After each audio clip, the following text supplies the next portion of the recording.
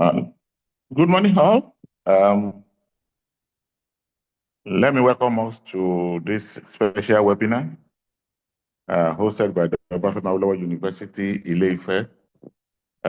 Please, I want to plead that we exercise patience for another 5 minutes. I saw that we saw a lot of people on the waiting list. So please let them join. So we start in earnest by 10:05. Please bear with us. Thank you.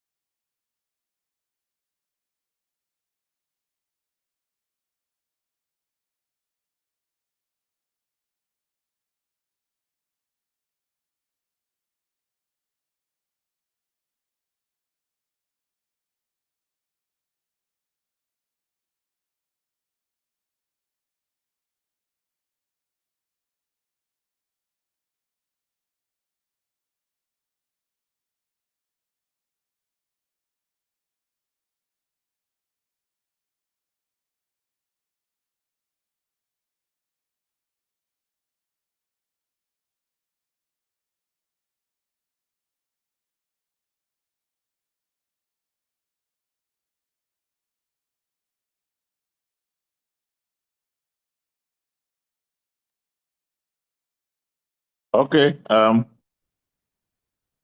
Again, let me welcome us all to this very important webinar. This is a very special webinar. It's different from our regular webinar from the Obafemi Awolowo University.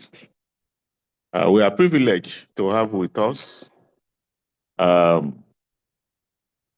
distinguished professor, a scholar par excellence, a man who through his efforts and the grace of God has impacted significantly on the research landscape in Africa as an individual researcher, also as somebody who has lifted a lot of people as a great mentor to many people who today are professors and holding very significant positions across African University, including myself and many others. And not just that, a man who has significantly impacted the system across Africa. I was given a simple arithmetic yesterday that through his efforts, so many universities has benefited in improving research landscape within the university to the tune of $3 million or more. And he has done this in many universities. I'm talking of the man who, by the grace of God, started the African Population and Health Research Center at grand level and took it to a very lofty height, where APHRC in Nairobi today becomes the center of African research. So it's my singular honor and a rare privilege on behalf of the Vice Chancellor, Professor Adebayo Simeon Bamire, to welcome and also introduce and open the floor to a great scholar in person of Professor Alex Eze to take us through some of those things that he wants to discuss with us. He started this 2 days ago, but today we're talking in terms of promoting scholarship, innovation, and excellent research practice at OAU. But of course, I'm aware that people have joined across Africa to listen to him. But we'll be using OAU as a case study, and I think there'll be a lot of lessons to learn. So, Professor Alex Eze, it's my singular honor, therefore, to please ask you to take the stage. Thank you so much, sir.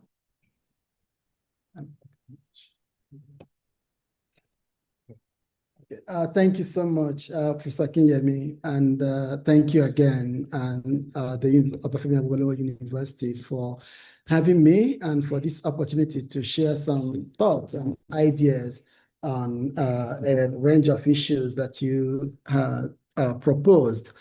I really want to appreciate this opportunity and to thank everyone who's joined us today.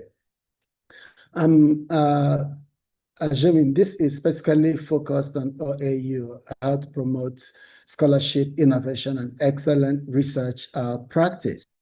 And I don't have a monopoly of ideas on these issues. And my sense is what I plan to do this morning is to make a couple of broad statements and share some ideas and thoughts. And then we can have a meaningful, open discussion on how feasible and practical some of these things might be within the context of OAU.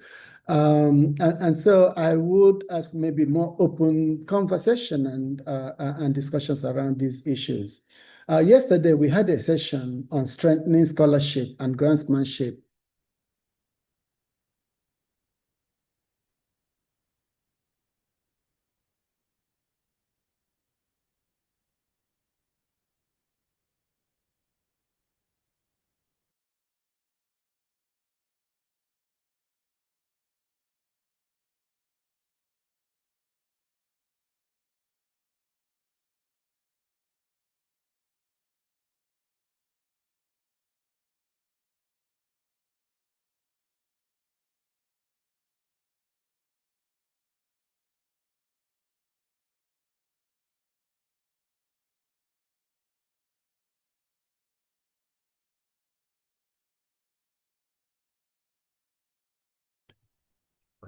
Okay, sorry about that. We had some IT support to ensure that the slides are appearing as intended. So sorry about that. So I was talking about yesterday we had a session that really addressed quite a number of issues. And this is what you're showing is not the right. This is not the right slide.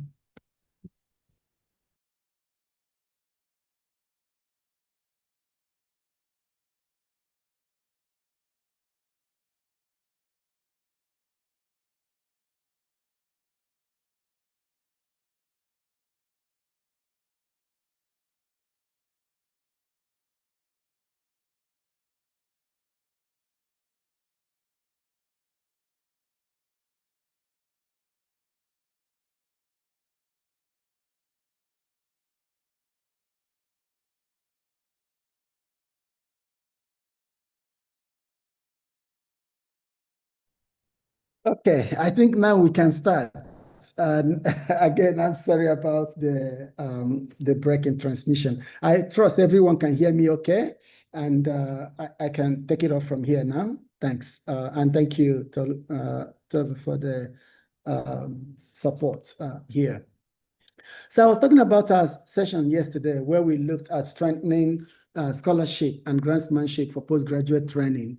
And we discussed at length some important issues around the importance of domestic funding for research and the way we can use that to strengthen research ecosystems, which is key to supporting postgraduate training. We focus specifically on how universities and doctoral students in particular could work together to create this sustainable pipeline for domestic funding for research. I think for today, we are focused on OAU, Obafemi Awolowo University. And the key question is how to promote scholarship, innovation, and research excellence at the university. Let me start by saying very hearty congratulations to the current leadership of OAU.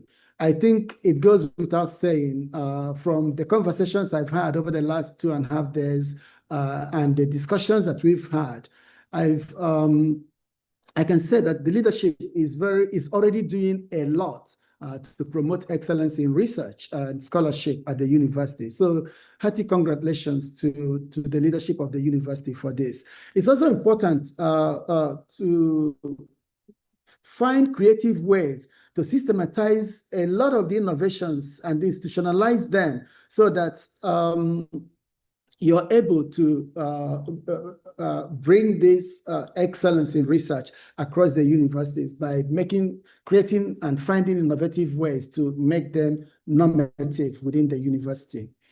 My contribution to this morning's discussion is to highlight some of the ways this can be done. And then we can have these general conversations or discussions, as I said earlier, to clarify, possibly modify or adapt, maybe change some of these ideas in ways that are relevant for the university and that could make it practical and feasible within the context of OAU. So let's start by looking at what are the core functions of any university. And generally, I think there is general agreement and accepted norm that a university generally performs 3 key functions. One is teaching and mentoring students. And the second is research, and the third is service. When we evaluate faculty, and whether for promotion or for, we evaluate them across these areas. But depending on the university, how much emphasis we put on each of these could vary. So while we are going to be focusing on research for this conversation this morning, I think it is important to understand that our success in research and our ability to actually sustain research productivity and excellence will be impacted by these other parts of a university function. Our teaching responsibilities, our service responsibilities and functions will have direct impact on research productivity. So how we balance between these 3 core functions becomes important. And even though we are going to be focusing on research, it is important to understand that every other part of what we do within a university would have a bearing on how successful we will be in trying to sustain and promote research. When we think about these positions in different universities, there might be people and faculty who might be more focused on one of these areas or 2 of these areas, or some in 3 of those areas. In some universities, like we're in the US in particular and many other settings, there will be people who are actually primarily focused on one or more of these areas. If I take, for example, in many US universities, we have tenured or tenure track faculty. They can do all of this, and they will be evaluated on their teaching, on their research, and on their service functions. But apart from those tenure track faculties, which will be equivalent to much of what we have as faculty appointments in Nigerian universities or most African universities. But we do have within that, let's say in the US context, non-tenure track faculties. And these will be faculties that are driving excellence in one of these three pillars. We have research faculties who are not tenure track. And for them, a lot of their support will come from their research grants. They may teach at, say, one class in a year and spend most of their time on research. You may have also clinical faculties, and some of the clinical faculties will be people who are in practice. And some of these maybe not just, say, in medicine and public health and all that. It might be in engineering, in business and management, where they work with industries, governments, and policy institutions and all that to drive practice, and they can bring the experiences they've gained in those settings back to the classroom. And we also have teaching faculty, teaching professors, and who excel in teaching. These people may not do any research or minimal research, but they will teach 6 classes in a year or more than that, and that's part of excellence in these areas. I think part of the challenge we face is that within our context and settings, we often do not make a distinction between these, and everybody has to do everything. And we need to begin to think, are there ways we can balance this? It's looking at the button that you have here.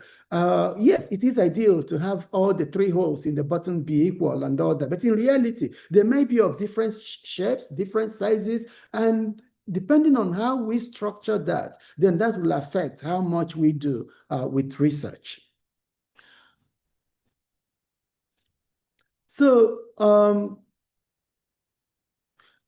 again, when we think about these 3 areas of work, it is important to note that these are not necessarily permanent assignments and positions, that once you're a teaching faculty, you're always a teaching faculty. You can become tenure track, you can become a research faculty when you draw in research grants. You might be a research professor, but if you lose your grants, and you don't have grants over a period of time, you might then end up teaching a lot more classes and become a teaching faculty, or if there are opportunities for tenure track positions, you can apply for those. But it is not that once you are in one bucket, that defines you for the rest of your academic engagement and life.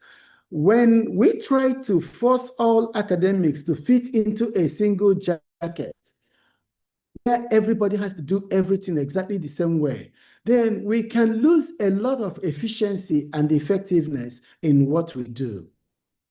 So the question, are there ways we can support faculty members who have interest or passion in one or more of these areas to spend more time there and become excellent in those areas? So how do we promote research and scholarship without undermining the other core functions of the university? So as we look at these functions, think about it that I'm talking about research and research scholarship and innovation and all of those. But all that should inform teaching, should inform our service roles and what we do within those spaces. So if we think about some of the key strategies for promoting research, actually think of 3 specific ways we can promote research, scholarship, and excellence. And one is for us to invest in research. And the second is for us to promote research. You might say, what's the difference between investing in research and promoting research? I'll get to that in a moment. And the third is for us to find ways to reward research and research excellence. So let me focus on each of these 3 points, and then we can have a broader conversation around them.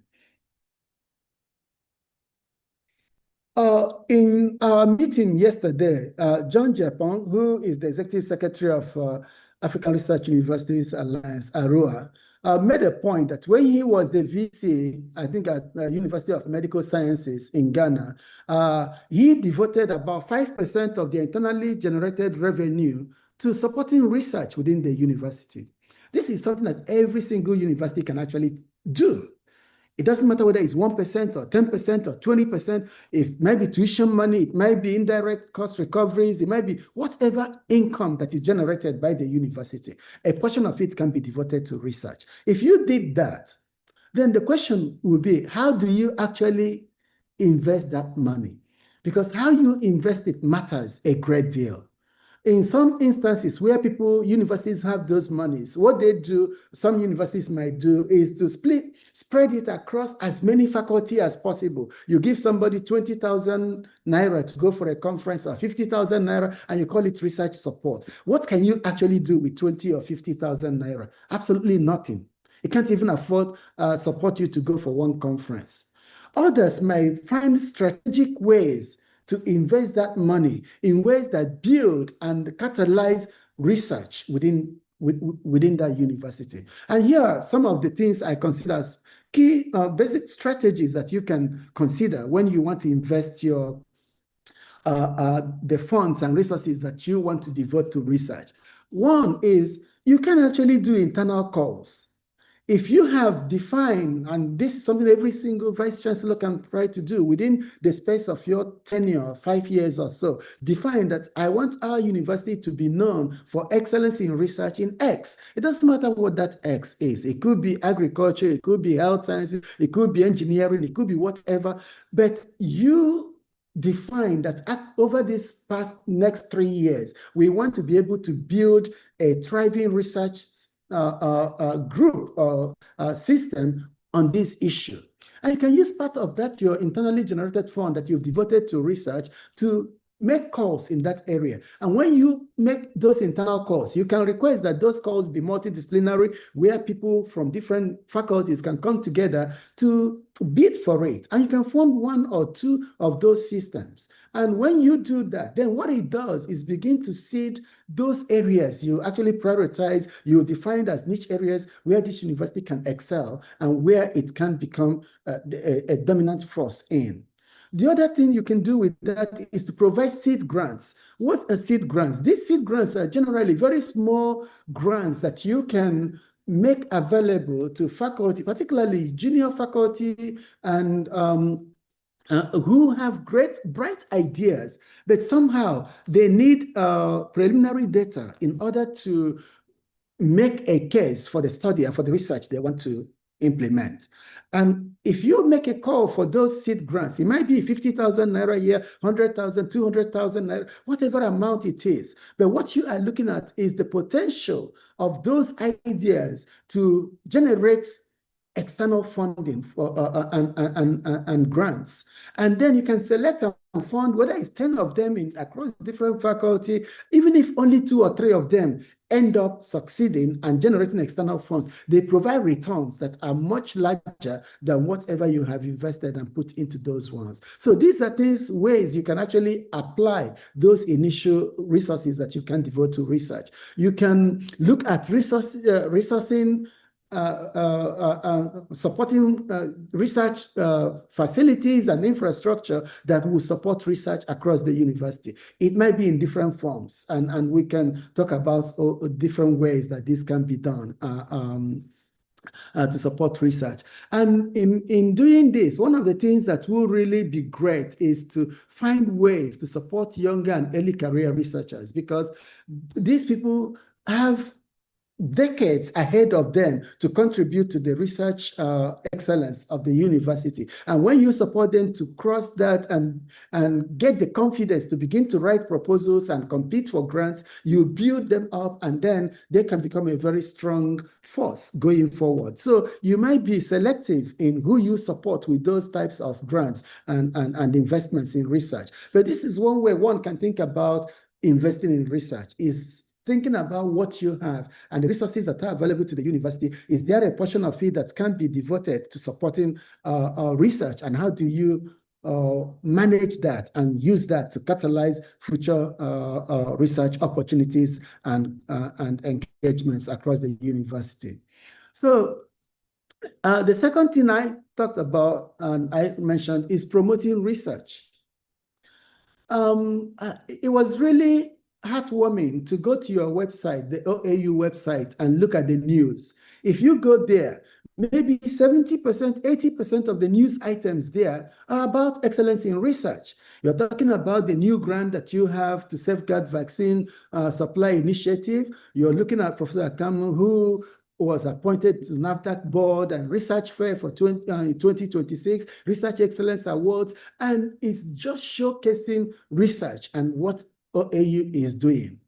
You will be surprised that you go to so many other universities and all you see are the things that the VC is doing. Maybe he went to the bathroom or he went to see the president, he saw the governor, he met with this person, and that's all the news that there is. But here, you are doing it. And it is one way, when people are celebrated this way, it inspires others to also want to be acknowledged and recognized and celebrated. And it has this intrinsic way of really promoting research that you may not see immediately. But when people go to your website and they look at the news and they are seeing this professor and this young student and this PhD student and postdoc and all that being highlighted and celebrated, people want to connect with that. They want to identify what is going on there and want to be part of those success stories. And I think you are already doing a lot in this area. And I also see you are on social media. I went to your X handle,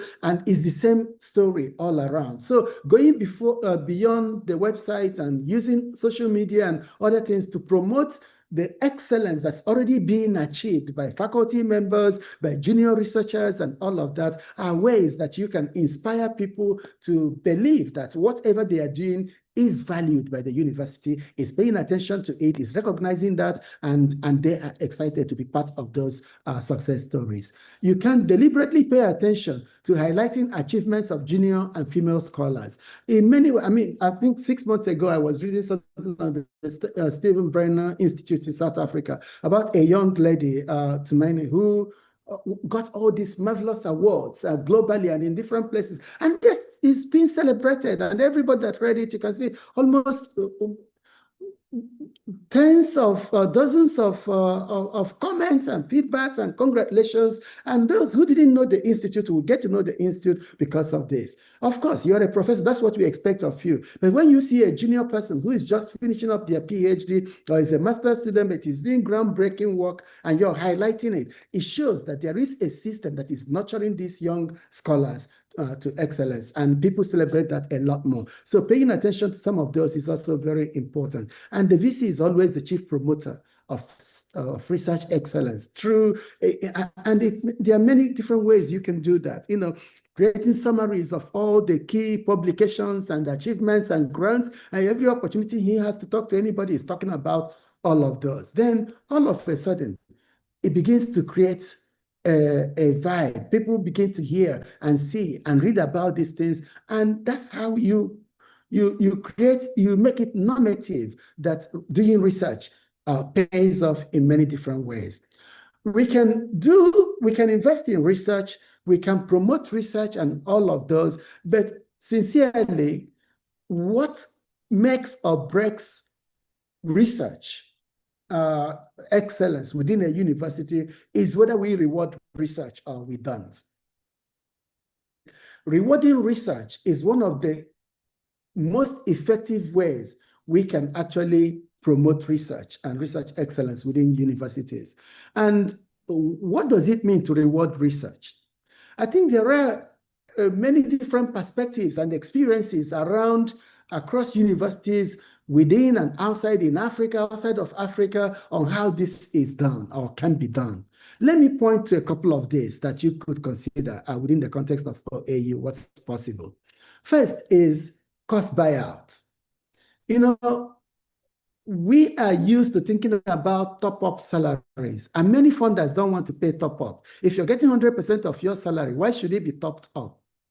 But cost buyout says in many schools and colleges, including mine, if you raise 30% of your, say you're supposed to teach 3 classes in a year, you raise 30% of your salary through research grants, you get a one-cost buyout.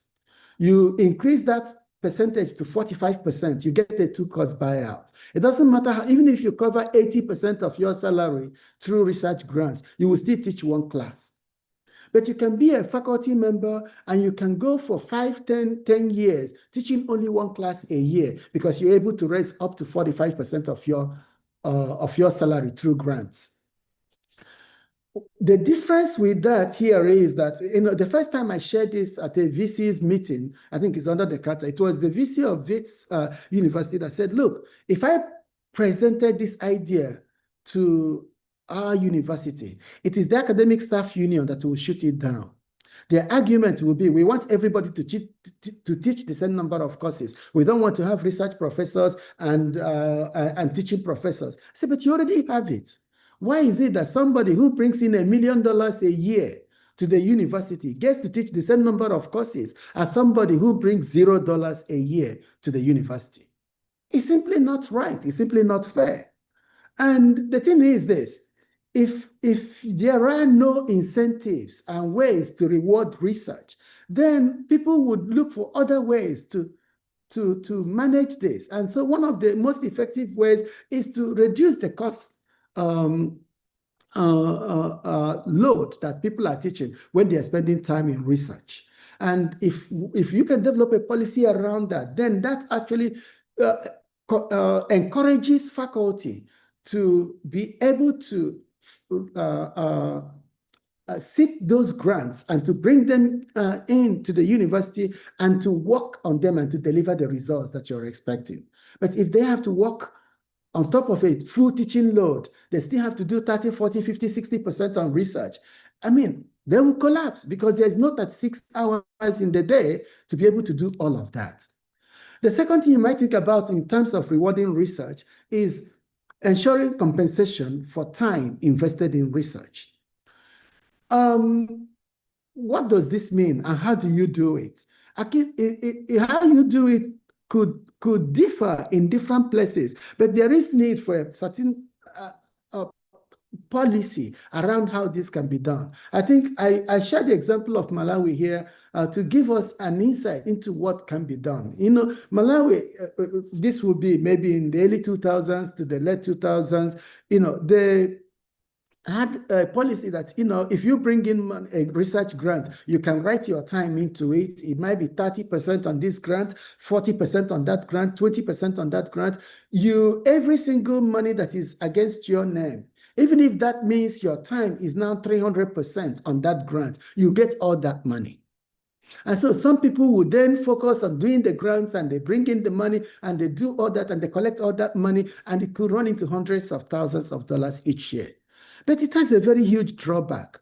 There are only 24 hours in a day. Even if you work 24/7, you cannot work 300 hours in a month. You cannot work, so people now are falling short. And when they fall short in their delivery, it is not necessarily them that is their reputation that is at risk, is that of the university. So what did the university do? They set up a policy that capped how much you can get or cover your time from externally funded resources. You can actually be 300%, but you cannot maybe exceed, say, 70%. And that 70% is calibrated at an international rate. Let's say you use a UK university to say, what does a professor make there? What does an associate professor make? What does an assistant professor make? A senior lecturer and all that. And you can set up the way that you're compensated. It doesn't matter what your Nigerian salary is. But if you set it up that if you're bringing in $1 million and you're 20%, that 20%, if you're a full professor, it's rated at $150,000 or $180,000 a year. And that 20% of that is something that comes to you. But then what happens is that you remove 20% of their responsibilities so that they actually can put that 20% in the research. And that's part of the cost buyout, reducing the cost that they could be teaching or the number of students they're supervising or different other ways you can cut out their time. And you can use that time and the savings that you're having from there to support them with research assistants and research supplies and different other things that you can get. And when they did this, then all of a sudden, people are able to now deliver on their programs. Actually, we did that at APHRC. I might be 300% on different research projects, but I don't get paid 3 times my salary. I get paid 1 salary. And then that time, instead of putting 20% on this, I might put 10% or 5%, and the remaining 10% or 15% that's my time is not being charged might be enough to pay for 50% or 80% of a postdoc. And that's how we're able to grow the staffing and the research team. It might pay for a data analyst. It might pay for somebody else that's not budgeted in that project. And all of a sudden, we move from 7 to 20 to 30 to 50 to 150 or more staff. They are now 350 staff members, and most of them are researchers. And so there are ways we can grow these teams. And one of them is making sure you are using your best minds, your best CVs and all that to get those grants. But they don't need to work 300% on those funded. You can ensure that they are getting compensated for the time they are putting in those research, but you're using the excess to bring additional support who are not paid by the university resources, but through the research grants. And a lot of people in US universities on soft money. You have a research professor that have $3 million a year in research grants. It's having a team of 20 people working with him. And if they publish 22 papers, you might be looking at 40 papers coming out of that particular unit. And so these are some of the things that could be done, but you can look at how the times that people put in research can be compensated. In South Africa, they have ways that, through the national government gives universities some resources as depending on the number of publications that they produce. And the university goes back and then gives each individual faculty based on their publications. It could be on patents, it could be on different things, but you find ways to compensate for those, and you find resources to then put into those. If you're publishing, if you're creating patents, if you're, you define what those metrics are and see how can they be rewarded and assess. These are things that one could do as ways to reward research. You think about indirect cost recoveries and how to share those. Drexel until now has had this model of managing indirect cost recovery, where maybe, 60-70% of it might go to the university central administration to cover its indirect costs and all that. The other 30% will go to the college. The college will split it into 2. And 15% remains within the faculty or the school, and 15% goes to the department. Of the 15% that goes to the department, 7.5% of it goes to the departmental pulse, and the other 7.5% goes to the faculty member who is the PI on that grant. And what does that do? It will allow you as the PI to be able to send your doctoral students or master students or whoever is working with you in your team to conferences. You can buy your laptops from there. You can do whatever you need. You can travel. You can do what you need through those things. But it's sharing those. And by incentivizing people to do this, they can then bring their research through the university system, knowing that whatever the university is getting, there is a part of it that is actually supporting whatever they are doing. It is not salary. It is not paying them as salary, but it is supporting their research and the team the team that's working with them to ensure that they have the resources that they need to do this. So OAU can explore what might work within its own context and develop maybe policies to institutionalize this. These are some of the ideas, ways, and different groups might be thinking about in ways of rewarding research, so that the people doing research, you think about it this way.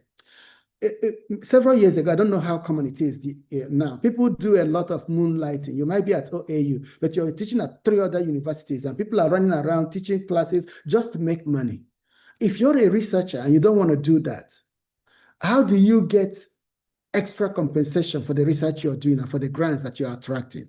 And these are some of the ways you can do. And when you do some of these things, then they begin to help people see there is value in writing grant proposals, in getting funded, and in managing those funds and all of that. And then people can be more motivated and driven to do that because they are not losing out financially as a result of being active in research.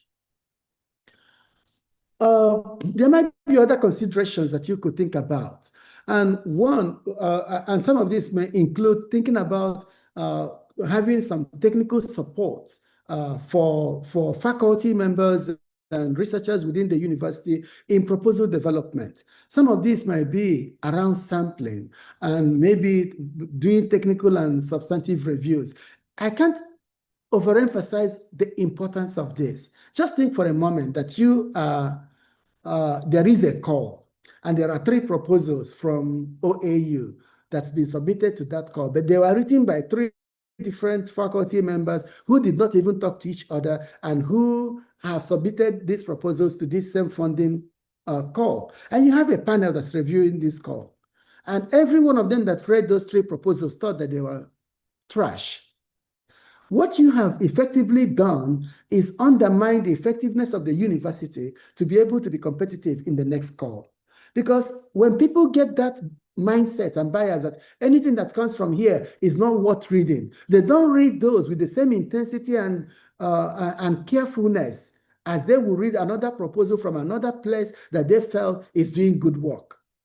So at IPHRC, we recognize that early. And one of the things we did is that no single proposal, it doesn't matter how small or how big or whether it's an expression of interest, goes out without a senior person reviewing it. In the early stages, I reviewed all of them. Later on, every single senior person must review it and okay it. And then the finance team would have to review the budget to make sure that it is fine and everything is clear. And so by the time you're doing this, if you might be even a quantitative person, but you're not a sampling expert, and you're applying for an NIH grant, and they looked at this, and you have experts in these areas. If you don't have somebody that can look at those and evaluate them and make sure that they are clear and effective sampling strategy, then just on the basis of that alone, your proposal, no matter how great the idea is, can be maybe scored very low and not funded or discussed. So finding ways for the university, maybe through the Central Office of Research, to support proposal development that faculty members are leading on will be a great way to continue to support research excellence across the university. You may also create a research support center. What do they do when you have such things? It will be able to do, once you've gotten the grants, you need to be able to implement the study. You may be able to analyze that data and write your papers and all of those. They might provide statistical or computing support, labs or animal models and things like these are resources and infrastructure that support research. And when you invest in this as a university, you actually lift the whole ecosystem of research across the university. IRBs and their roles and their functions. I trust the university has its own IRB. If it doesn't, making sure that it is working effectively and optimally is great. If it is partnering with others and that it is capacitated to be able to do that. It might be through the library resources and literature searches and all of those, or even editorial support. When people have written their proposals or papers and all that, there might be a team that provides that support. Is a light read of those to make sure that there are no obvious mistakes that you can easily correct and all of those. Some of the other things you might be thinking about are IP protections, whether it's the registration of intellectual properties or licensing and commercialization of those things. I am happy to hear within this you have the IP office and you have the innovation team and all these, the elements are there. And the key thing now is to see how do you ensure that they function optimally and in synergy with each other so that the researchers doing the actual work and all that are getting the support they need to get maximal benefits from that effort, and that the university is also benefiting from those. Financial management and accounting support. Many times we get the grants and we don't pay as much attention to the management of those grants. I don't know how it is managed here. You look at the University of Witwatersrand in South Africa, they have the WITS Research Consortium, WITS Health Consortium, which manages university-wide externally funded research programs.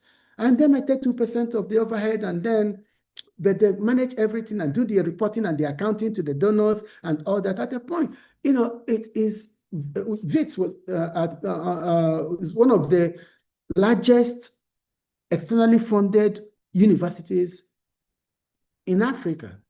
And because they've created a system that works.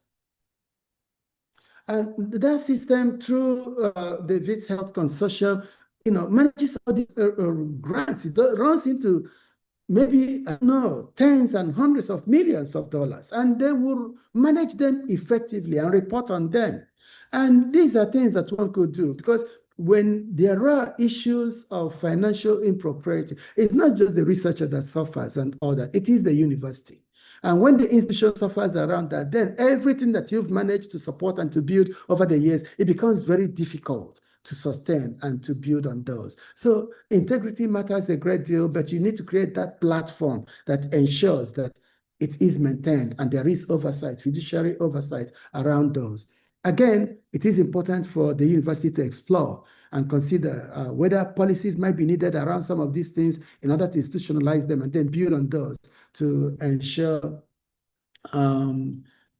efficiency and effectiveness of these programs.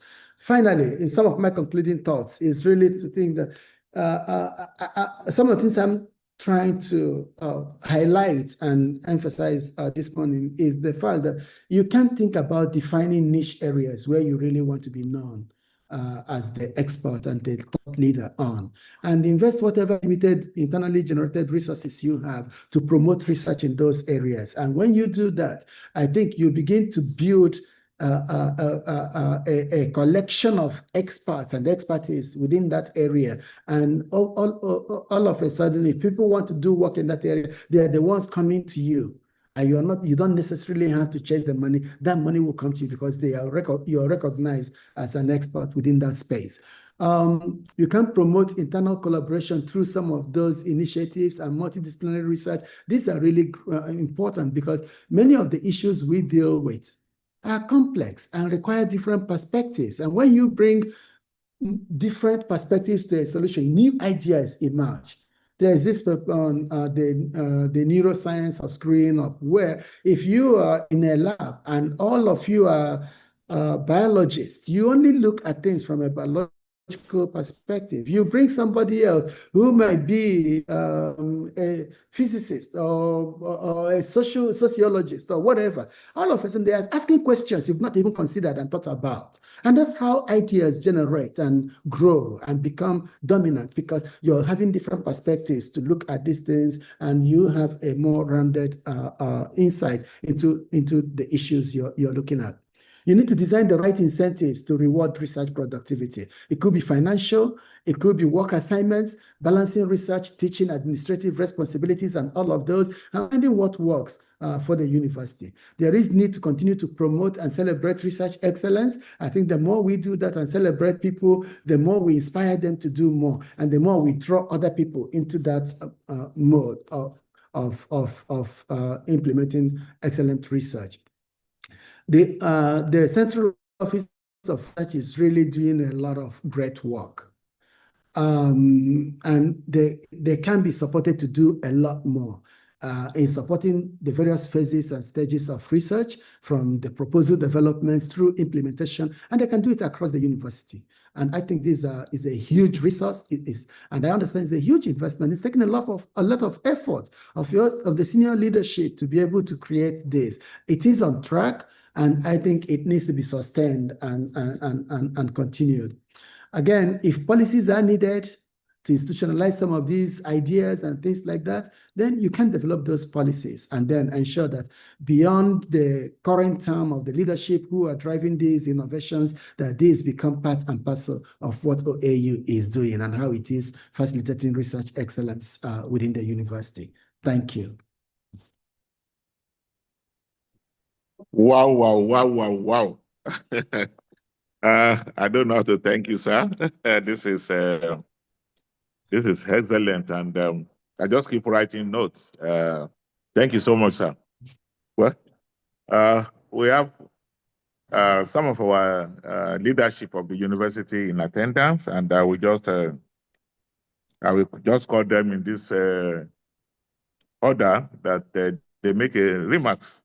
But just for me to start with this remark to say that, as we mentioned yesterday, transitioning from a teaching intense university To a research-intense university, it means a lot of work, a lot of realignment.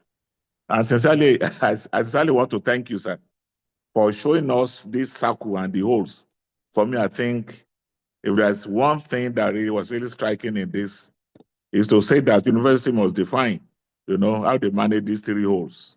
Which one do you expand, and how the expansion should be. And I think all this talk surrounds, that's please, sir, if you don't mind, sir, I want you to help us show that circle again and that holes. For me, that was, it was too illustrative, and your permission now that, because I will be using that in every subsequent talks that I want to have within the university. I think it illustrates completely this whole idea. Thank you so much, sir. So please, I want to call on Professor Adesina, Professor Wumi Fatusi, then the Provost, PG College, Professor Ilesami. Then I will also call member of the COR to make their remarks and their comment.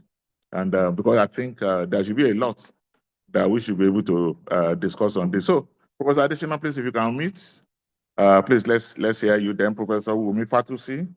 I know you'd like to be in a meeting, but please use that time to step out. Professor Wumi Fatusi currently shares the University Ethical Board. We are still struggling to get that, but very soon we will get that. Professor Adesina was the immediate past executive director of the, no, sorry, it was the third executive director of the Central Office of Research. Those are the people that lead the foundation that we built on today.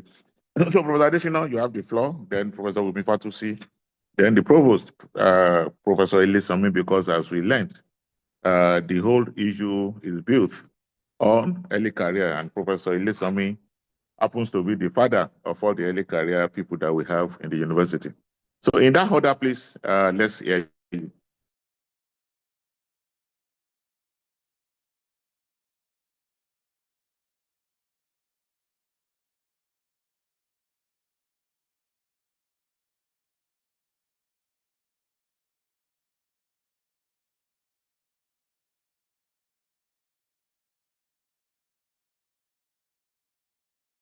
Sorry, is Professor Adesina still online?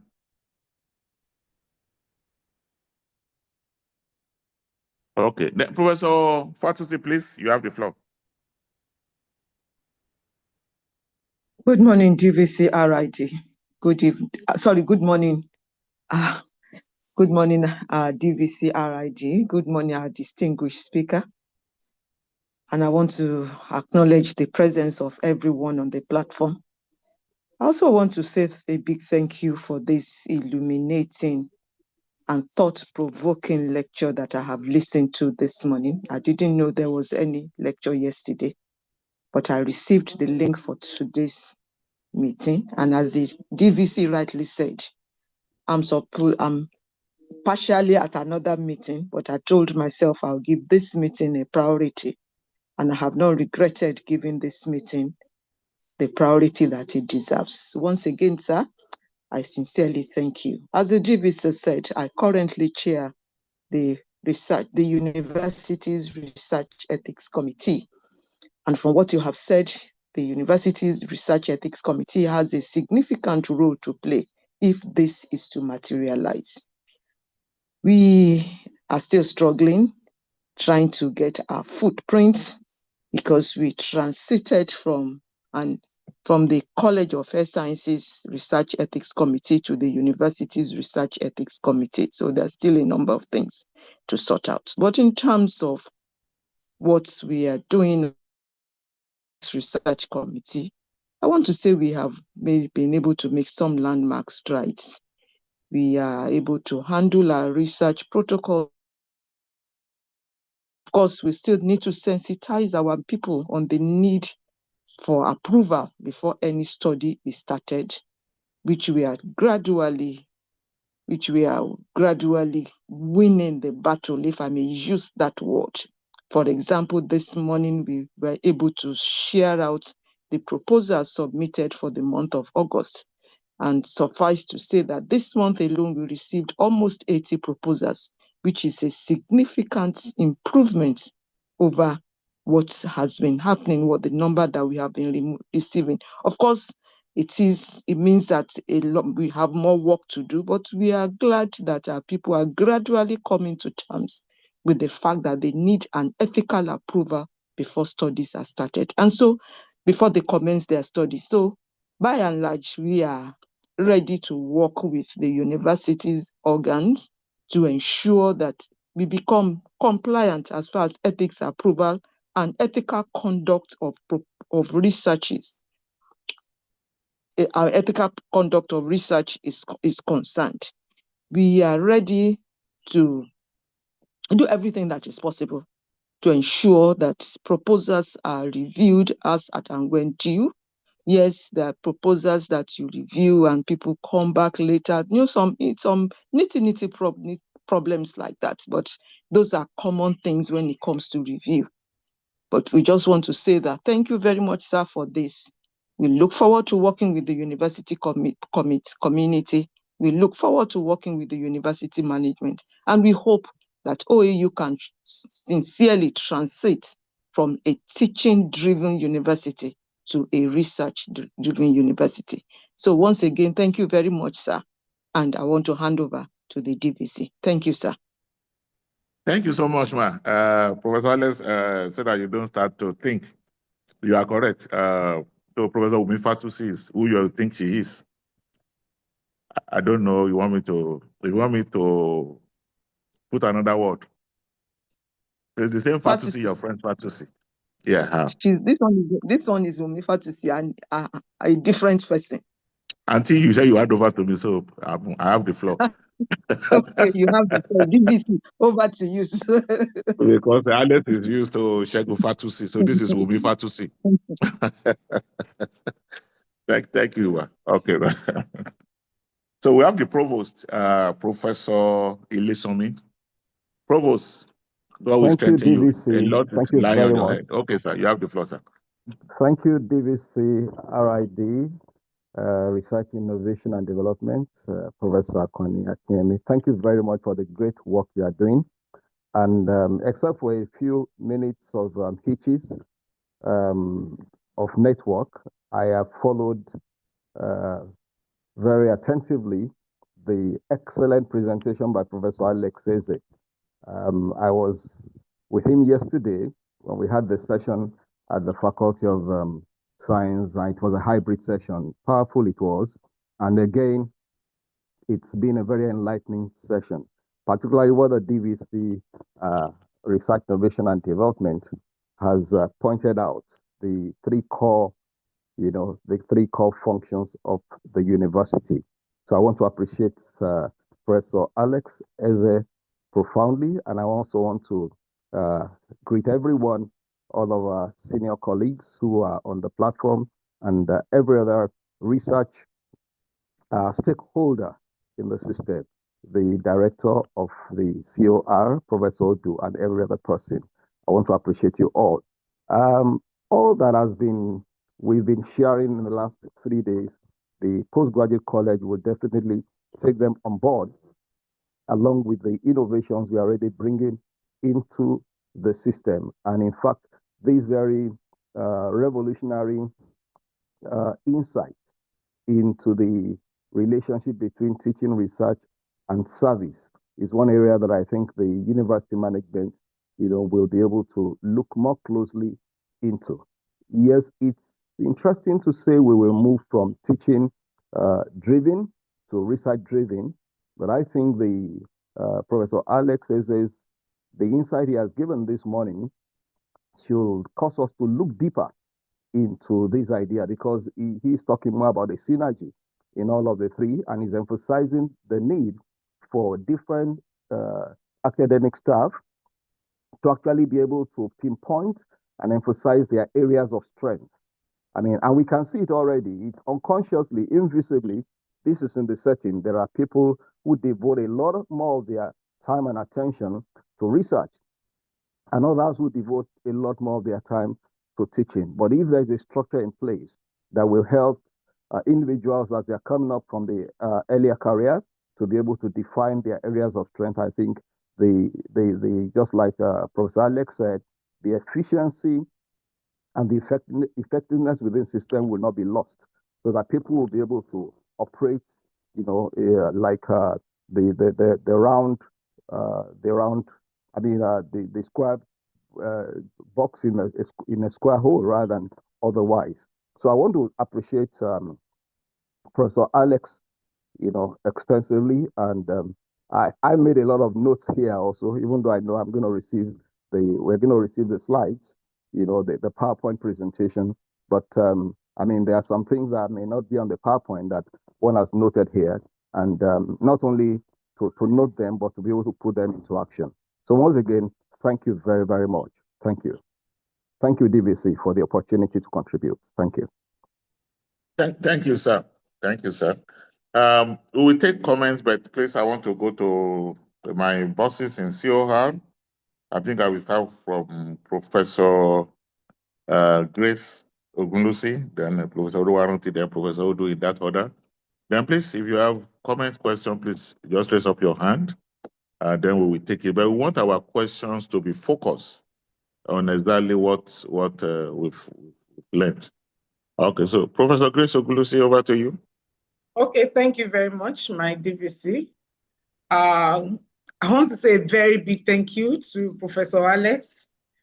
You have really, you have surpassed my imagination this morning, because what you have simply exposed us to this morning, to me, looks like giving COR the direction to go in ensuring that we transit into a research-driven or research-intensive university. I want to say thank you very much, sir. And I love it that we have very important people on this call too. Thank you so much for giving us from your wealth of experience and for sowing this seed to the university, because I know all of us who have one role or the other to play in the university management, we also know that there are things we must pick, just like the provost said. So I want to say thank you very much, and I say good morning to everyone on this call. For me, let me just make this comment that the university has also made some progress as regards IP. For example, we have the policy to promote innovation and talking about rewarding research excellence. I think the university has done some things, but we really need to do much more. We need to do much more because, for instance, part of our policy allows for innovation to weigh more than a single publication. And to me, I think that is one good way of rewarding research excellence. But I know we still have a lot of challenges, which personally I think I would like to discuss with you about translating our research output into products that can benefit the university. Additionally, I would also like to mention that one of the things that I picked very importantly in your presentation today is about the need to focus on research that can actually bring in grants, because I think we are still having some challenges with giving small grants to researchers. So I think as a university, this is one of the things that can really help us to incentivize researchers and promote research excellence, especially among the early career researchers. So there's so much to pick from your lecture. I've taken notes too, and I want to appreciate you very much. But I feel strongly that as a university, we need to give more consideration to writing grants, attracting funding that can help us to build quality and well-equipped laboratory, especially in the area of sciences, and then tech too, so that the university can also be financially buoyant to give small grants to other upcoming researchers. Because I know that when we have a lot in terms of research grants, we can also achieve much more. It can become an exponential increase when we have the funding. So thank you so much. I know there's still a lot COR we discuss about this, and even tomorrow, I would also like to personally make my comments and seek your advice on certain things. So thank you very much, sir. And thank you everyone for giving me the opportunity. Thank you, my DVC, sir.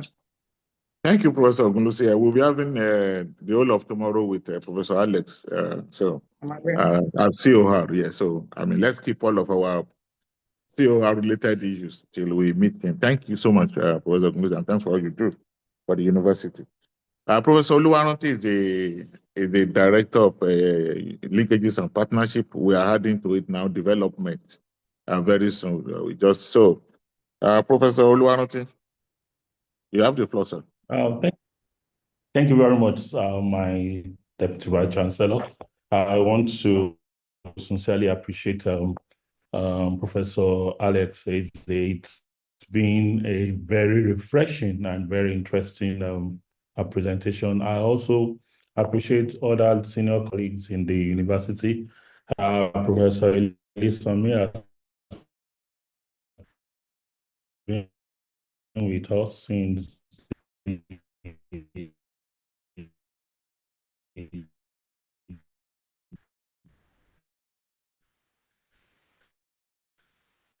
beginning of this interaction.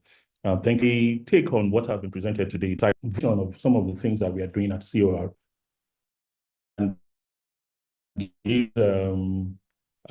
we can look forward to extending the reach of the COR.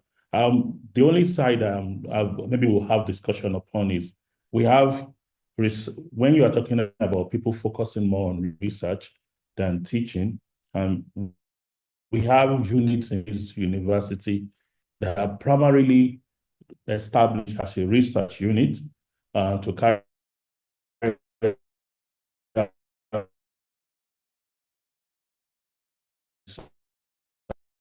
research, and the promotion is based on that. Those are going to be gradually diluted with more teaching.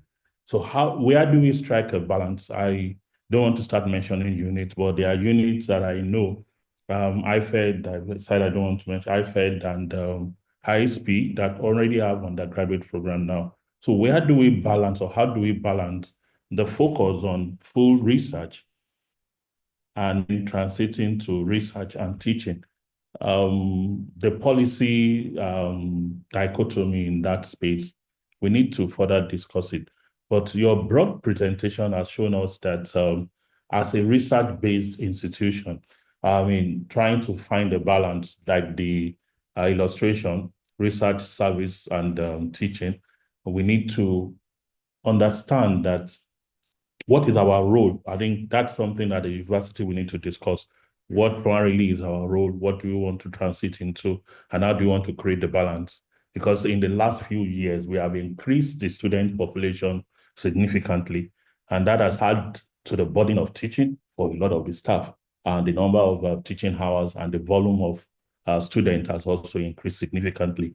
So these are issues that need a lot of discussion around to create the balance in terms of what amount of time are you giving to research and time that you are giving to teaching.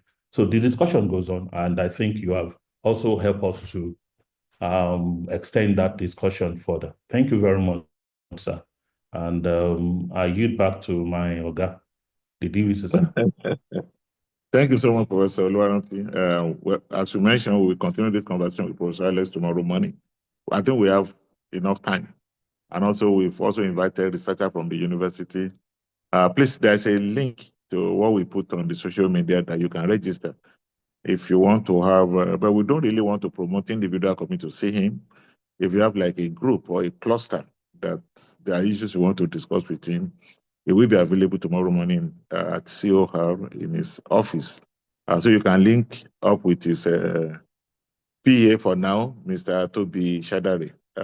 Is organizing those meetings. So we just vet and we see what time people can see him. But we don't really want to promote individuals coming because then it doesn't really have all those times. So if we have like 3 or 4 clusters that want to just meet him for like 10 minutes discussion, 15 minutes discussion, will be available tomorrow. Yeah. So please, I saw some of our very senior people who are here and who in their own right also are top scientists within the university. Professor Abayomi Adebayo, please, you can meet, sir. And I also want to recognize some of our early career people because Oh, Professor Odu, you are here. Sorry, let me list to Professor Odu first, then Professor Adebayo we continue then. I want to give room for those early career, maybe 3 or 4. Okay, we also have Professor Ibrahim Awowale. So in that order, Professor Odu, Professor Adebayo, then Professor Ibrahim. Please, in that order, please.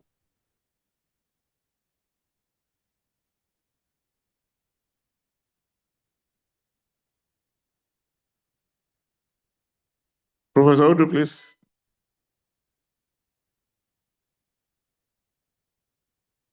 Okay, Professor Adebayo, please, you can go ahead. I think well,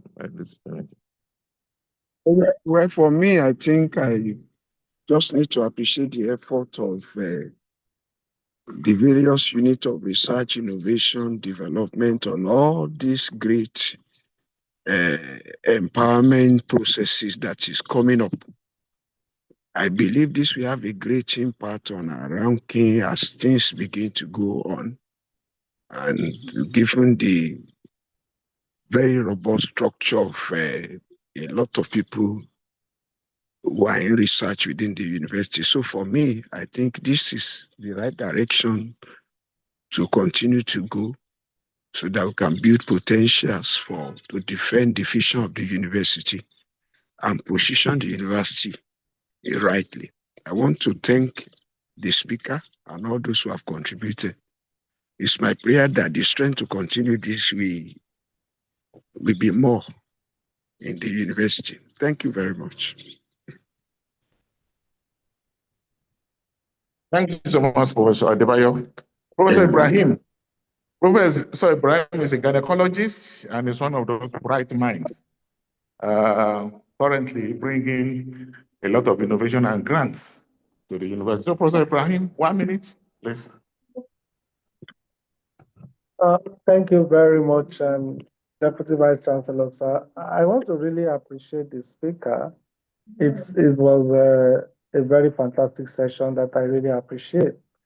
And it really touched on some key things which the DVC will know we've been working together on with the head of Central Office for Research in the last couple of months that I find very relevant, and I hope that we will continue to make progress. OAU is poised for greatness, and we are already achieving it. And my only appeal is that I believe that the engagement will not stop now, and through the Central Office of Research, we should still be able to reach out to the speaker for guidance subsequently after this.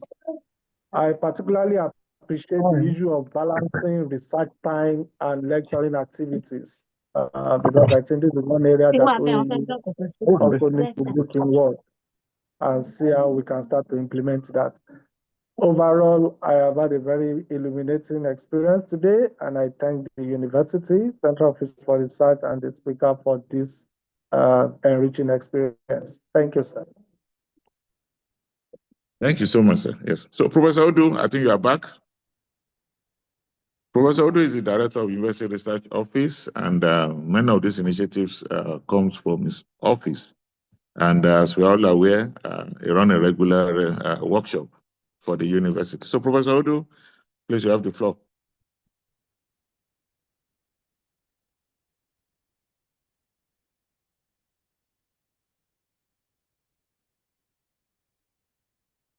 Okay, so if you can get 3 or 4 early career people, either you're on PhD or you just recently finished your PhD, this floor is for you because, as Professor Alex rightly mentioned, we give a lot of premium to you because you are the driver, or you should be the driver of some of those things that he has highlighted. How do we get things done? And he mentioned something yesterday that I want us, all of us, to recall that, you know, it must be participatory. So, you know, driving this is it's not about just management. Management, we have to do its own, but we also have to do our own path. So let's listen to some of our early career people because you must also be courageous, you know, to engage in this kind of conversation. So if you're an early career person, I don't see anybody raising up hand. Okay, there's Akintaro Olamide. Please, you have the floor, but please make it very snappy. 1 minute, maximum 2 minutes. Please go ahead. Okay, thank you very much, sir. Thank you for this illuminating session. It was a very, very revealing session as an early career researcher, and the prospects of really looking into the research aspect of what we are doing. I'm from the African Institute for Science, Policy and Innovation. I'm on my PhD with a focus on knowledge transfer and research commercialization in from the university to the agric industry, to the poultry industry in particular. So this is a very big eye opener for me as a career researcher, as an early career researcher.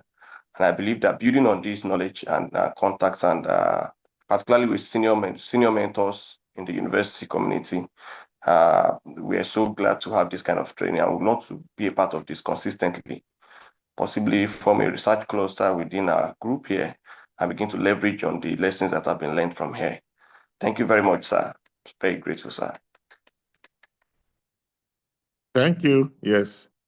I think I saw another user. Sorry, I don't know. Okay, we have somebody from Uganda, but whose name is a Nigerian name, a professor of computer science. He joined from Uganda, Professor Alo Oluwaseun. Please, user, can you change your name so that we know exactly? Because when we say user, all of us we are users. So user, please put your name so that we see your name. Professor Alo, please show your face. Let's hear you. All right, sir. Thank you, sir. Good afternoon from here. Good afternoon, everyone. Thank you for that beautiful presentation, sir. I really enjoyed being part of the presentation. My question, I have a question that I want to ask. As somebody said earlier, the remark of one of the professors, she said something about not making our research hanging up on shelf. Truly, my question is there any room for collaboration between the maybe inter-university institution collaboration in terms of when we have a good research work that we want to convert to products? Is there any way, because it's involved processing of making it to become a product, and the university or maybe the person that is concerned, the PI of that research, is there's no much way to go ahead for converting that research to product? Can there be any way that can be inter-institutional collaboration for that research to be converted to products? So that's my question, sir. Thank you. Thank you so much, ma'am. Yes, okay, so let me call on user. User, the specific user. Now, please go ahead. I don't have your name. Yeah.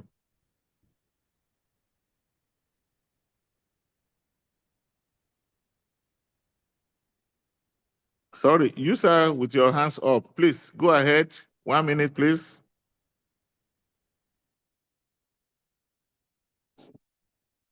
Okay, sir. So over to you, sir, Professor Alesese. Yeah, thank you, sir. Thank you, Professor Akinyemi, and everyone else for all the comments and that have been shared. I think it's just underscores the importance of what we are discussing here. There is a question in the chat that talks about the fact that in some departments, the number of teachers, faculty members is quite limited, and in some of them, maybe because of the hiring freeze, you have a limited number of junior and middle level faculty, and which then means that a lot of people are overloaded with teaching. And if you have to reward teaching faculty, research faculties who bring in grants with teaching limited number of courses, that will increase the burden on those, on the others who are left and maybe who do not have grants, which would then make it also more difficult for them to get the grants because they'll be spending far less time. It's almost like a rabbit hole and you don't get out of it easily. I think what happens, at least in many US universities, is that when people buy off time from teaching, they actually can get an adjunct who is a non-faculty, an external person who may have a PhD, doesn't have a faculty appointment somewhere else, or is teaching in 3-4 universities. Somebody actually do that as their career, and they teach in different places, and they get paid for the number of courses they teach. And many times it is much cheaper for the university to do that. One of the things we don't really do well around in many African universities, it might be a bit challenging at OAU, given the location. But if you're in Lagos or in Abuja or you're in Ibadan, and there are many research institutes around who do excellent research, and let's say you are at University of Ibadan, and IITA is just down the road from there. You have other agricultural centers, and you have people with PhDs and publishing every year, and who are staff and principal scientists in these places, but they don't have appointments within the university to support teaching and all of those. So one of the things that could be done is to see how do we identify people who have interest in teaching, but may not be at the university, but they also have PhDs or they have developed expertise in this area to teach some of those classes. You don't always have to use faculty members to teach every single course. You can have doctoral students as teaching assistants to teach classes. And if you have finished your master's and you are starting a PhD, even if you're doing your master's, you can actually teach an undergraduate course because you've gone through it before. So you can use students and pay them. And what you're paying them is far less than what you pay a faculty member's time and all that. So there are different ways we can actually manage that and ensure that teaching load is not does not become oppressive for those who do not have grants. It's a policy around how many courses is a person supposed to teach. And if there are courses that are required or they're electives, but you need to find other people to teach it, then look for other people who may teach those. That's one. The last question around how do you convert research into products and possible collaborations. I was quite thrilled maybe 2 years now, I was reviewing for NIH a proposal. I think this was from Malawi, a university in Malawi, and they were really thinking about creating a center within the university, and their job was to design and develop certain equipment and instruments to use to create prototypes of models that's coming out of research. When people are doing research and thinking different ways they can do certain things, they're creating this hub where people will come in there, they will get fabricators and all of those. And to be honest with you, I mean, the Uganda, I think at Makerere, they started is it electric bus or something that they are producing, started at the university, with people finding ways to put those ideas into action. I think we need to begin to find ways to really create those hubs where we're not just looking at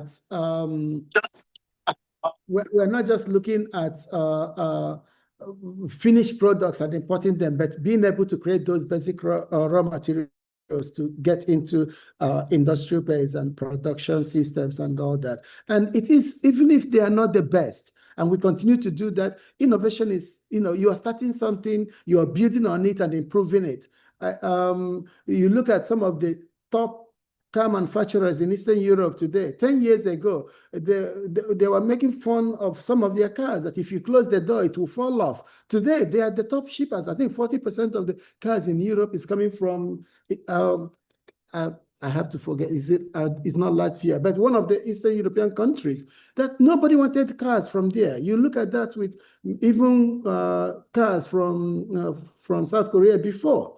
But these are, the development is not just jumping from one point to 10,000 miles away. You start some point and you improve on those. And that's part of innovation, is innovating in processes and systems and ways of production and all of that. So my sense is that it can be done, and university can invest in it and be able to find ways to support people who would have expertise and interest in those areas, so that when you have ideas, it's a different thing, and you publish about it. It's a different set of skills to actually create a product that represents that idea. And when you have that, then you have something you can engage the private sector and the industry with around commercialization and mass production of those things and things like that. But we are skipping that step, and I think that's not very helpful in terms of research translation on the continent. So there are huge opportunities around here. I think most of the other comments, I think they're well received. It's a lot for the university to do and to think through these processes. The issues of balancing research and teaching and all that is a struggle, but I think there are ways to manage it well. And I've shared some of those. You can use adjuncts, you can use teaching assistants, you can use PhD students, and you can find ways to pay them through this if you can release some resources to support other faculty members who are research active, not to have to teach 20 courses in a year. Thank you, Professor Akinyemi. Thank you so much, sir. We still have about, I think, we still have like some few minutes to go. Just again to mention a few things, because it's good to also be able to put some of those things in perspective, because everything is not just about university management. When I talk, I usually talk about, so when you say university management, we are just talking of the VC and 3D VCs. So to carry the load of a university, unless you want to kill those 4 guys, I don't think. But I think at different levels, we are all like part of the management. And I'm going to use just one example, then also what we are trying to do. In 2014, I was head of department. And I have a problem before me when I have and I think some of the faculty members in my department are here to corroborate what I'm just trying to say. I have a problem that about 4 of my colleagues wanted to go on fellowship. And I called the departmental meeting and I made it very clear that because I know fellowship is not automatic, if you are lucky to get it that year, you may not get it again. And I will never sit on a board that deny people such opportunity. So, but we are confused because we are not many. So to release 4 people at the same time, but I made it clear that there we go. Then it will be our own headache to find a way to sort ourselves out. And I remember, others would have forgotten, then I sent you a very passionate email to say, we are in trouble. People are going, etc. And then you responded that, well, it is possible. And that was the first time I heard that word, that there can be grant for teachers' replacement. And you said within your system that you can do that. And eventually we got to, from APHRC through the Qatar stuff, and then that I can hire them for 3 to 6 months and pay them $3,000 per month. Even when those of us who are full-time staff, who are not enough to $1,000, and people jump on it. We have Adebo Wale from Ibadan, and that we are paying $3,000 a month, and he did excellently well. This guy also from South Africa wanted to come then, but it don't really work. So I'm just trying to say there are opportunities. So it's for us at different units, therefore, to be creative, just as Alex mentioned. Please don't look up to management because we are just 3, 4 guys there. So we can't think for every unit, every department. So people who are those different things, so we can think creatively in a way that we can make things happen, within our own different units. So you can Google for grants for teachers' replacement. Maybe because you never think like that. You never think maybe it existed. I got it. And again, thanks to Alex. I don't know if you remember Alex about that. Okay. Oh, Martins.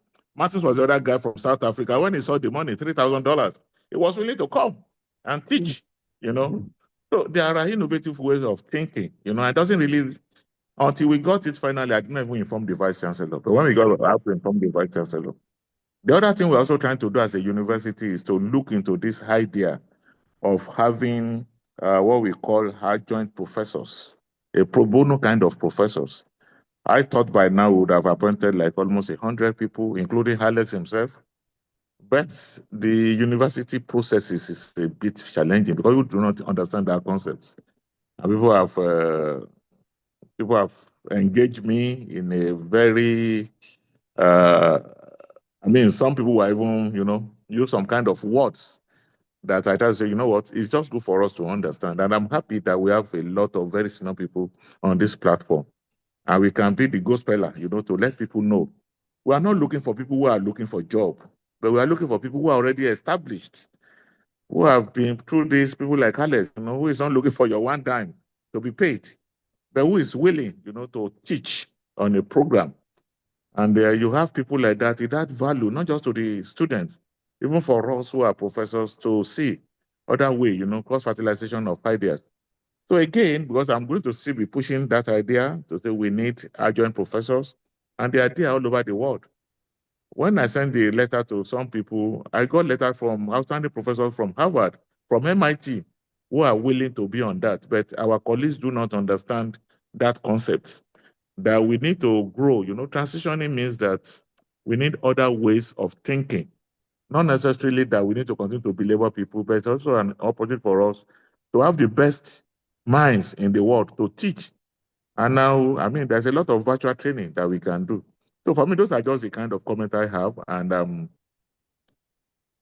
we still have, we still have like almost 28 minutes. Professor Odu, are you online now? Yes, sir. I'm online, sir. Okay, Okay, so sir. let's hear you 2 minutes. Then if we don't have I other want to comments, thank then Alex just make a closing remark. I want to thank Professor Alesese for all that he has been doing since last. We have enjoyed his presence tremendously, and some of the things that he has said, maybe some of those things we have been doing, but we have not perfected. That we need to, just ensure that we do them at the scale at which we need to get the right results. We really consistent. Concerning this,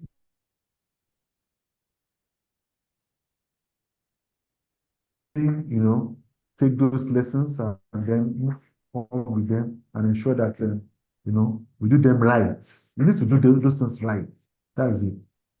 If we don't do them right, then we won't get the right results. We won't get the result that's desirable, that will impact the system.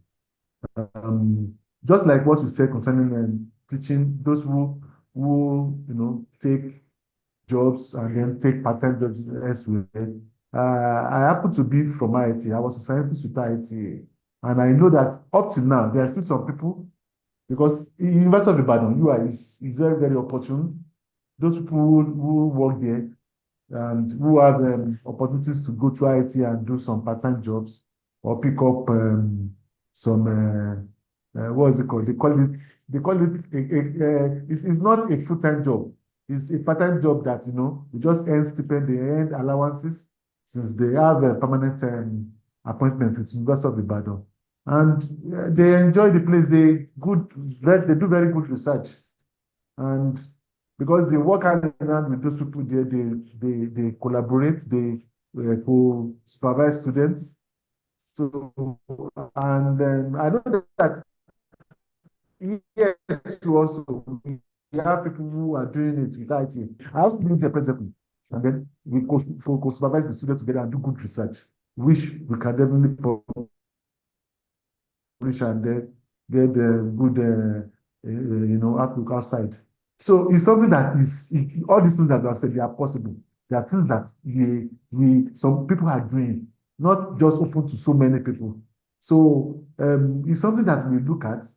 Presently, we have 14 documents that we have pushed out for research administration in the universities. So those documents are not there before, but we have put them out.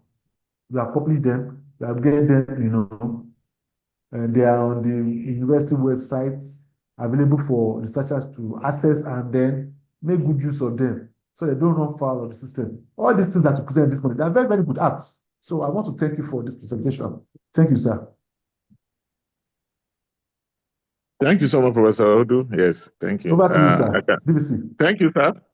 I can see one of Professor Alex mentees and also beneficiary of his Kata initiative, Professor Olufunke Mary Obiyan. They make it very brief. Okay, you're the 2 only one minutes. that calls it full. Good morning, Okay. sir. Thank you once again, Alex, for having you around. I only wanted to contribute to what my DVC just said about the opportunities that having adjunct professors offer us as an institution.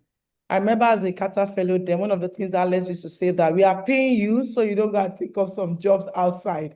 Focus on your PhD and make the best of it. So what does it do for us as individuals, also as researchers? It is true that some of our colleagues are not open to this.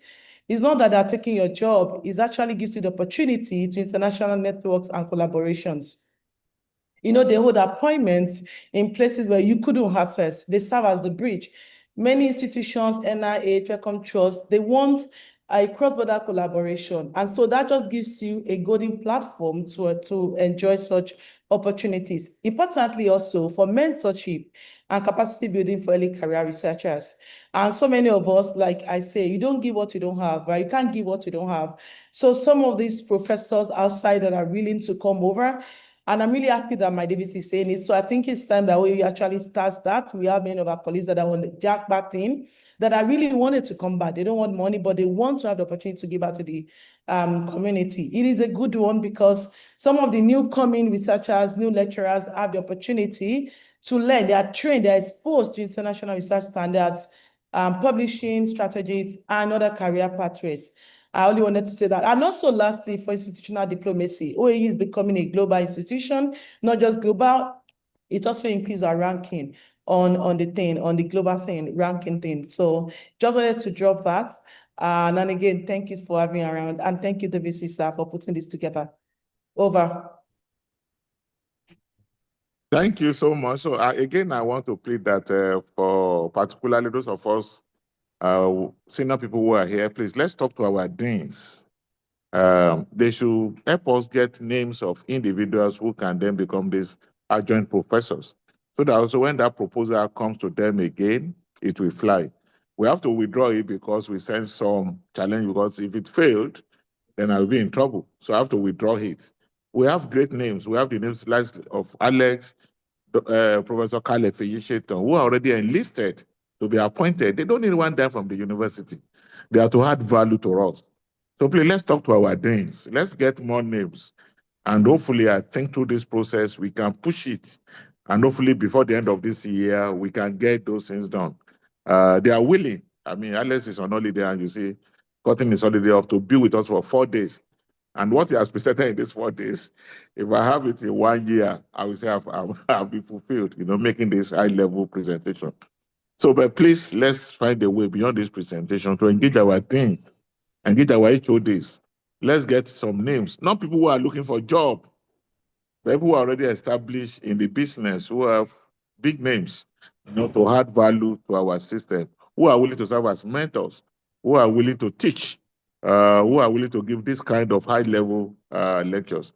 So I want to again sincerely appreciate our senior people who are here. But I don't know, Alex, is that the last word? Sorry, Alex, prefer us to call him Alex. But let us use OAU tradition. Professor Emeritus Alex Chikaheze. Yes, I'm Alex. Thank you again. Thank you everyone for having me here. It's been very great time here indeed. And I just want to maybe say one or two things as I end. I think Akani said something about, there are only 3-4 of them in senior management, and this is everybody's responsibility. And I will tell you, and you talked about the fact when they have 4 people leaving from the department to go on fellowships, and he wrote to me then asking, they have an issue and a challenge. How do they support the training? And I said, no, you could consider these options. You could have sat on that issue and then tell people the easiest thing to do is to do nothing. So you can't go because we can't find all the teachers and the replacement and all that. Only one person can go. And then the question is, who is that one person that can go and all that? But leadership is around finding ways to facilitate and enable the people working with you to become better in what they do. I think it's, and if you are a leader, then your action must inspire others to be better and greater in whatever they are doing. So do something, and doing something would mean talk about what the issues are. And as you discuss it, you find out there are solutions that you may not be aware of that are out there. Many times we think money is the problem. I can tell you that the biggest challenge to having an enterprising research environment, the biggest obstacle and challenge is not money. It's the ideas and the passion and the activism that you have to drive those things. You will always find the money if you have good ideas and you want to pursue it. And so the key is to do something. And every one of us at different levels, there is something that we can do. If you're a departmental head, if you're just a professor in the department, if you're the dean, if you're whatever your position is, it's not the position that matters, it's the action that you take and what you do. So do something. And if everybody does the little they can, the sum of all of that is a lot more. And the impact is much greater than thinking that one single person or one single office can make all these things happen. A lot has been said about adjuncts, and I want to say this. Yeah, you know, if you have somebody come to Ife, the advantage of not being in Ibadan or Lagos is that when they come here, if I was in Ibadan, maybe there are 1,001 other things I'll be doing and going around for and connecting with and all that. But if I'm here, I'm in Ife and I'm at OAU, and you can have me 24/7. You know, so there might be other advantages that you're not even leveraging on and thinking about. So if somebody decides to come here, you can get maximal output and from them, because there's a limited number of things you can do outside of the university. The university is the thing. This is a university town, and so that has its advantages. And if you did that and you're able to attract these people, maybe they'll be in different fields, 1, 2, 3, 4, 10 of them in a semester could support your training. It may be manage some, support your grant proposals, networks, partnerships, and all of those things. So I think there are a lot of advantages and benefits to each of these things. But finally, I just want to say that, you know, a lot has been said today. But, you know, we can leave this meeting and all that and everything goes back to where it is. But I do believe there may be 1, 2, 3, 4, whatever number of people that will begin to ask questions, will begin to think ways that these things can be taken forward within the university.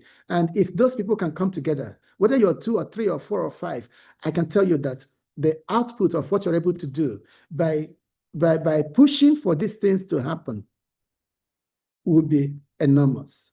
And you're not doing it because you think you will benefit from it. You're doing it because you believe that it is good for the university. And I just want to encourage you, wherever you are, that there is something you can do to make these things happen. Thank you.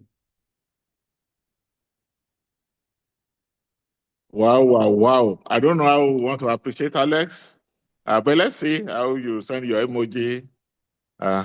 Okay. That's clap, that's love. Okay. What again? I'll send it to Alex. Clap. This clap offering is too much. Love also. Okay. Okay, I can do flowers. Okay, Alex, I don't know how you are going to carry all of those things. But I don't think it's only for Alex. Alex, please help me give some to Auntie. Okay, there's a box. Please grab it. Okay. Alex, just want to thank you. We want to thank you for who you are. We want to thank you for all of your investment. We want to thank you for all that you do for us, to individuals, to groups, to the institution. And we can only pray that God will continue to strengthen you. It's still a long way. This is your first encounter today. I think you still have 1 or 2 more today. And I'll be receiving all kinds of things. Demography wants to see you. They say you probably belong to them. I don't know how far that is true. So We just want to thank you. Sorry, there Okay. is somebody, Dami Alabi, that has her hands up, and there is a question here. Maybe I'll read it first and then see if it needs Oh, an okay, please answer. go ahead. Please go ahead. Okay, sir. Is somebody raising up hand? Oh, Damilari Alabi. Yes, sir. Yeah, please make it Good briefly. morning. Please go ahead. Yeah. Good morning. Okay. Good morning, sir. Yeah, good morning, sir. Thank you very much, Professor Alex. I'm just here to represent, let's say, student and early graduate. When you're talking about the early researchers and how I think there should be a blend of the teaching with research. For me, I didn't really experience the research part. Maybe it's something we think is for after people became graduate. That's where they get into the research world. And recently we organized something for students, and where we call it the Emerging Scholar Association, and just like to transition students still in school like OAU, and we host it like part 3, part 4 graduate came to hear something that's the research I was working on while I'm still maybe in my part 4. I graduated last year, December, on an AI, and I'm a philosophy graduate, and that which I'm Hello, working on. Damilari. Hello, All right. Damilari. Do you Yes, have a sir. question or comment? If you want to discuss, Yes. you can come to COR. There are a lot of young people Okay. like you can discuss with. Do you have a question All or right. comment, please? No, it's just a comment of how Then you can like. come to COR. No, just come All to right. COR. We have a lot of people like you that you can visit. Thank you. He's Yes, sir. one of So our Alex, staff. please, I think you can take the question. Okay, please. He's one of our staff, so he can come around. Yeah. Yes, thank you. Yes. Alex, I think you said there's a question you want to attend to. Yes, it's a comment. Okay, please go ahead, sir. No, I think it's fine. It's somebody from University of Benin, KB State, had raised a question about population issues. Maybe, yeah, I've seen that. I can reach out to you or COR for other, if we wanted to have further conversations around how to strengthen demographic research and training at the university or in Northern Nigeria. I think those are conversations we can have. Oh, okay, sir. Please send your email. Toby will follow up. And please, for those who want to meet Professor Alex after this discussion, please give him some time so that I can have his breakfast. Please, Toby, can you put your link here so that you go through Toby? Toby is the one screening people who wants to see him. I think you can start to see him from 2 p.m. today. But we don't really want to encourage individuals coming. So come like a cluster so that, we can have like 10 minutes with each person. Okay, so other than that, I sincerely want to appreciate all for joining, and again to especially thank Professor Alex Eze. I hope your bag is big enough to carry all of the emojis that you have received. But please, that box is for Auntie, it's not for you, sir. And the flower too. You have so many flowers. Let me give one to Auntie. Thank you so much, sir. And we sincerely want to appreciate all. Thank you. Thank you. Yes, sir.